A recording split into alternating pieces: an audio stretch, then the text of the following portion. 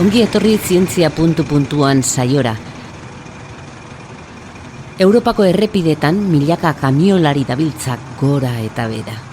Gure ekonomiaren motorra, askotan, ezkutuko motorra dira. Jakin, badakigu, sektore hau oso konplexua dela.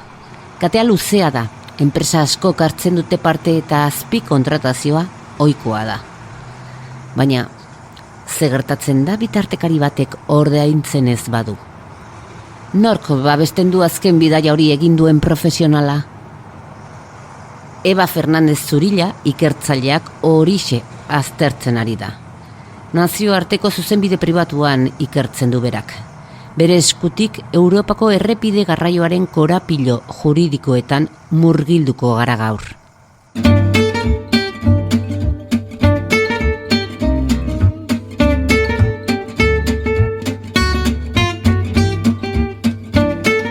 Zientzia.an, Nafarroako Unibertsitate Publikoaren divulgazio zientifikoko podcasta. Emaiozu jaten adimenari. Egunon, Eba. Egunon. Ongi etorri zientzia.ra. Eskerrik asko, gonbidatenengatik, plazerra. Eba, ikerketa honek ez du zerikusirik soilik paper lege eta epaiekin. Errealitate baten isla da.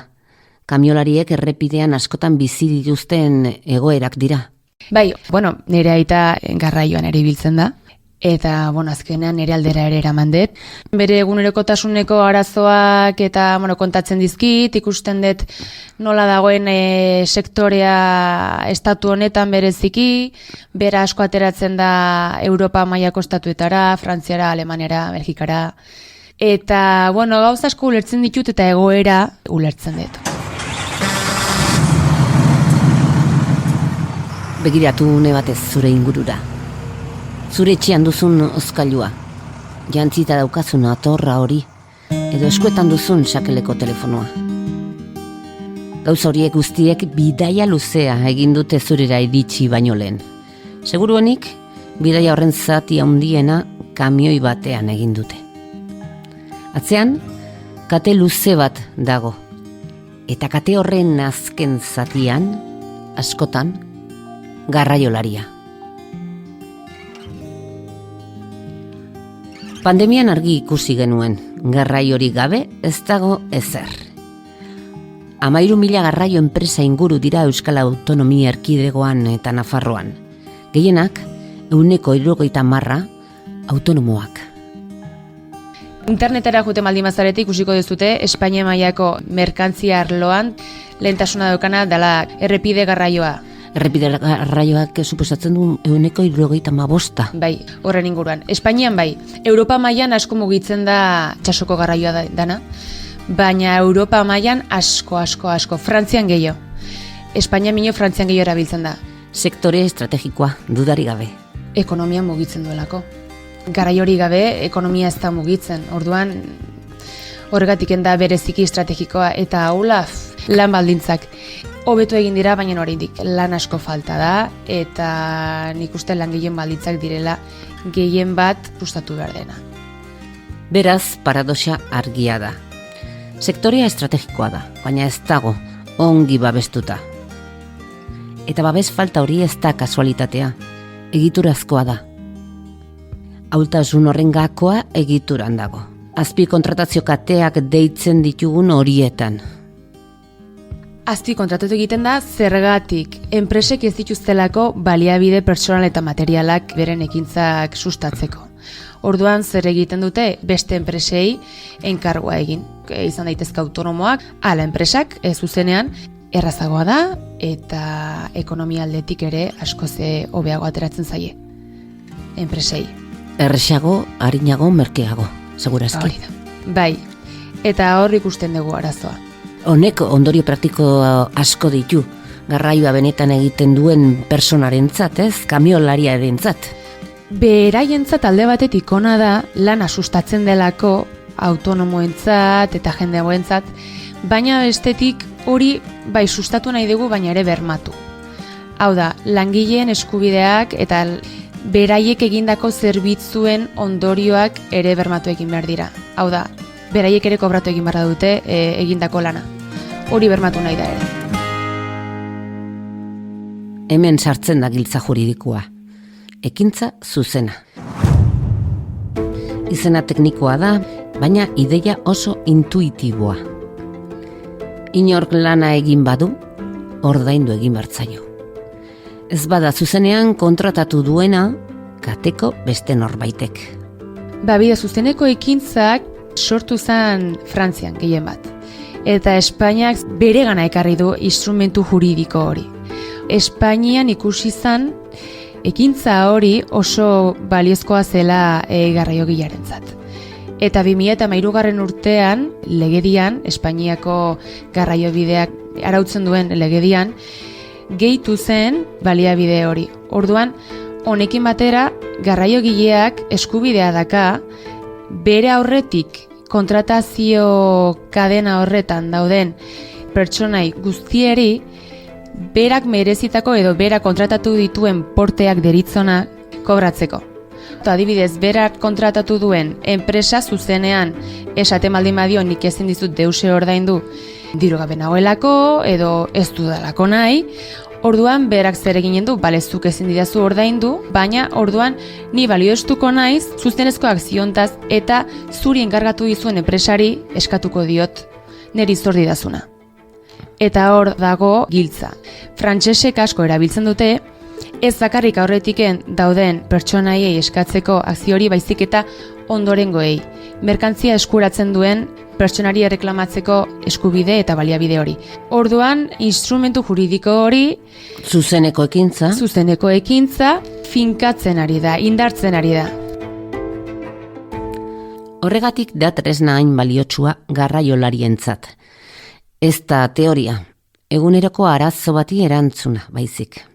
Bai, egia esan baietz, asko gertatzen da, eta gertatzen jarraituko da, naiz eta erregulazioa eta araudia egon. Azken finean, kamiolariak babesteko tresna bada. Hori da. Autonomoak, enpresa txikiak direnak, bai. Baina muga pasatzean kontuak korapilatu egiten da.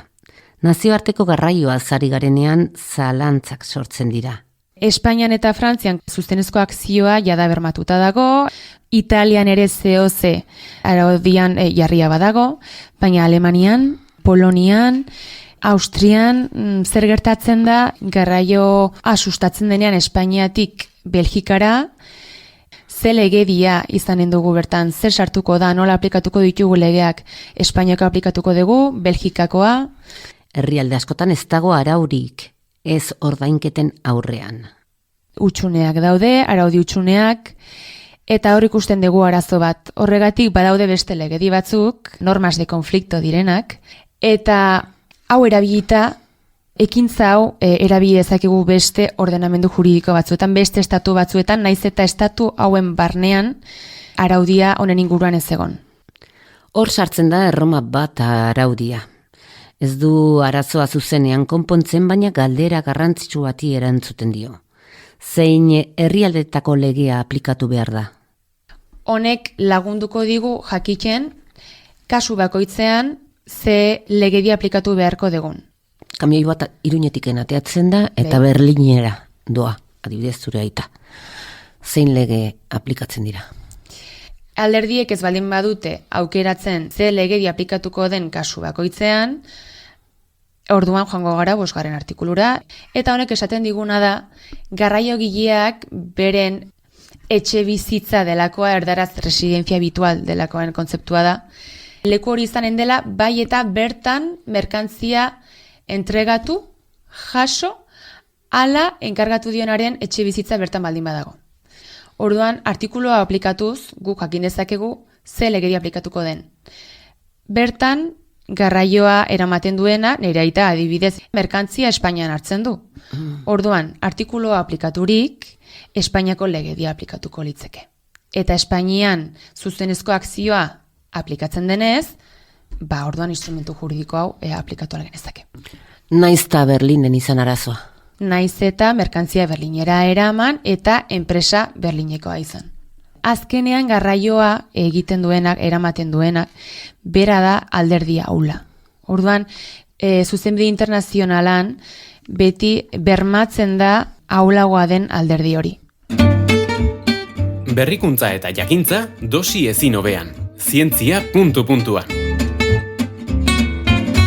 Baina babesa ez da erabatekoa, zuzeneko ekintza, zuzeneko akzioa, ez da polizia lege bezala hartzen. Horrek esan nahi du beste lege batzuen menpeko dela, eta horrek mugargiak jartzen dizkio. Orduan, Frantzian, lehenik 2010ean, zalantzan jarri zen, ea lege hau, ez zuzenezko akzioa arautzen duena, polizia legea bazen ala ez. Polizia legea izanen balitz, legedi hau aplikatuko litzeke edozeren gainetik. Izan ere, Espainian, Frantzian bezala, ez da polizia legea konsideratu. Izanen balitz, babes gehiago izanen luke, polizia legea goitiken daudelako eta hasieratiken aplikatzen direlako. Beraz, eskubidea izan badago, baina borrokatu egin behar da. Europan gainera, ez dago irizpide bakarra. Baina, alternatiba batzuk planteatu ditugu, artikulu honetan, askok diote harmonizazioa izanen litzekela irtenbiderik onena, baina, ikusi dugu, Europan ados jartzea oso zaila dela, eta gehien bat azkeneko urteetan. Beste aukera bat izanentzan Erroma erreglamendua gehiago aplikatzea. Azkenean, Erromak egiten duena da estatu bakoitzeko legedia aplikatu. Orduan, egokia izanen litzeke, Europar Batasuneko estatuek bere barne araudian zuzeneko ekintza hau planteatzea eta lan egitea.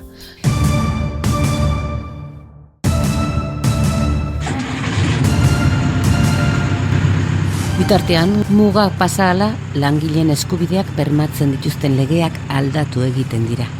Ez dago inongo segurtasun juridikorik. Adibidez, garraiogile batek baldin badaki Espainian legedia aplikatu dezakela, baina Alemanian ez, orduan beldurra, inseguritate juridikoa, ze legedia aplikatu edo ez, gehien bat hori eta pixka bat desoreka, estatuen artean eta langileen eskubideen artean. Merkantziek egin dezakete mugaz gaindi, libre.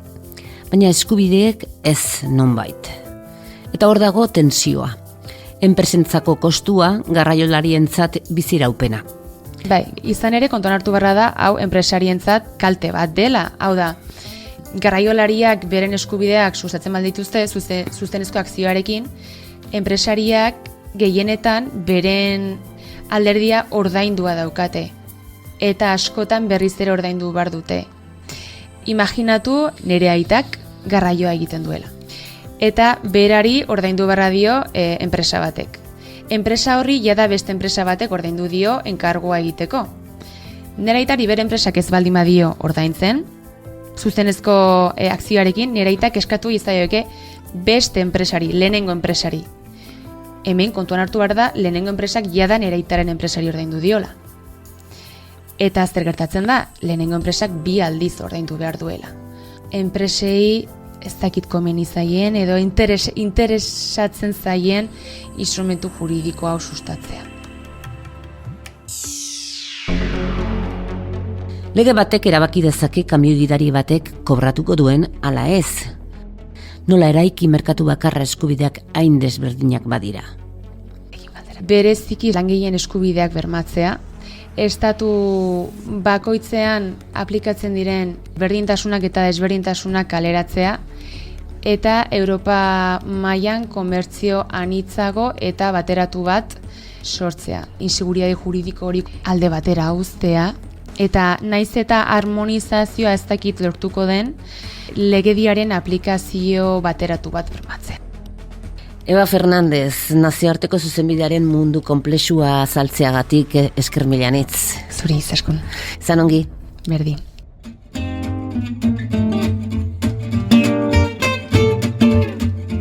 Eskerrik asko entzule zure harretagatik. Datorren hilabetean beste gai bati helduko diogu. Bitartean, zientzia puntu-puntuan. Zientzia puntu-puntuan entzun duzu. Nafarroako Unibertsitate Publikoaren podcasta. Gozatu zientziaz. Laguntzaileak Nafarroko Gobernua eta Zientziarako eta Teknologiarako Espainiako Fundazioa. Zientzia, Berrikuntza eta Unibertsitate Ministerioa.